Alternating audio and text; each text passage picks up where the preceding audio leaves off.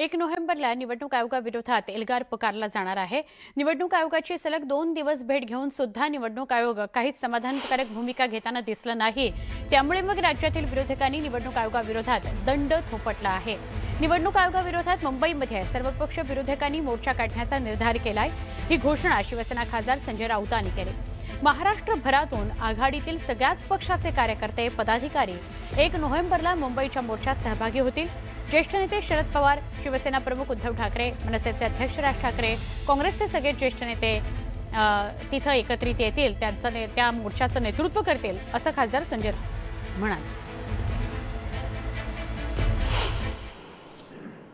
1 November शनिवार निवडणूक आयोगाच्या या मनमानी आणि भ्रष्ट कारभाराविरुद्ध मुंबईत सर्वपक्षीय विराट मोर्चा निघेल। महाराष्ट्राच्या जिल्ह्यातून गावागावातून मतदानाचा अधिकार गमावलेले लाखो लोक इथे येतील। पहिली गोष्ट की निवडणूक आयोगाने जिल्हाधिकाऱ्यांना आदेश दिलेले आहेत निवडणूक याद्या तपासण्याचं। याचा अर्थ निवडणूक आयोगाने हे मान्य केले की काहीतरी घोळ झालेला आहे।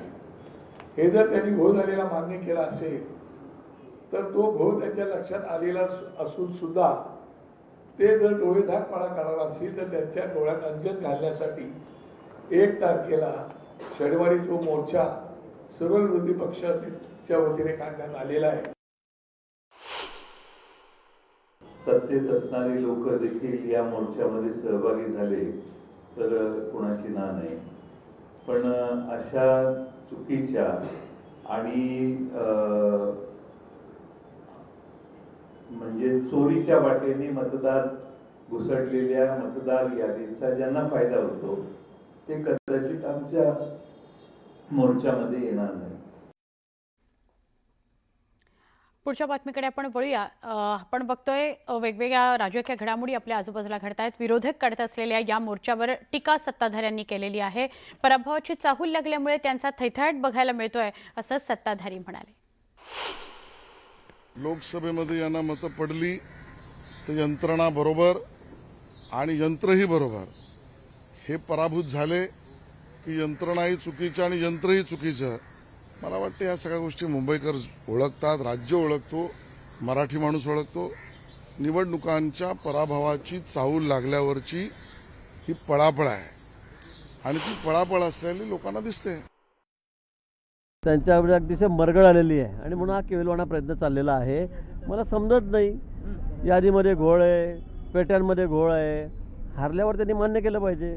आता मला वाटतं ते सगळ्या निवडणुका हारणार आहेत, अगदी एकतर्फी हारणार आहेत आणि म्हणून आता उत्तर देण्यासाठी का हारलो तर मग आम्ही आधी सांगत होतो मतदार खराब आहेत, त्या बोगस आहेत, मशीन बोगस आहे, हे कारणं त्यांना शोधावे लागेल नको, म्हणून ते आतापासून हे सगळे मोर्चे विरचे काढतायत।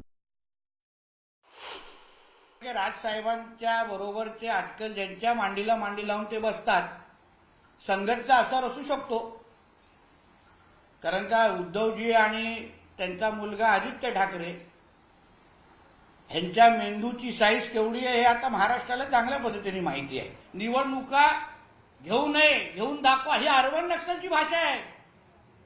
अर्बन नक्षल बोलतात असं, म्हणून बोलतो राजसाहेबांना तुम्ही मांडीला मांडी लावू नका लावू, उद्धव ठाकरे त्याच्या नादी नका लावू, तो वाया गेलेला पोरगा येते।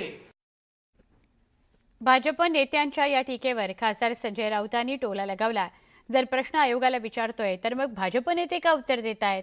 हे भ्रष्टाचाराचे जॉईंट व्हेंचर आहे का, अशी टीका त्यांनी केली।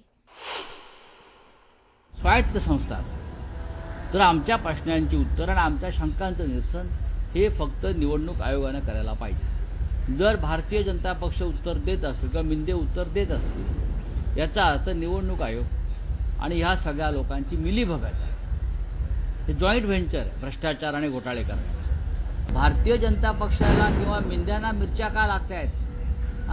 त्यांची मिरच्या लागल्यावर जी काही झोंबल्यावर तडतड होतं ना, ते का होत आहे? याच्यातच काही त्याला खवखवे, ही मराठीमध्ये फार चांगली म्हण आहे।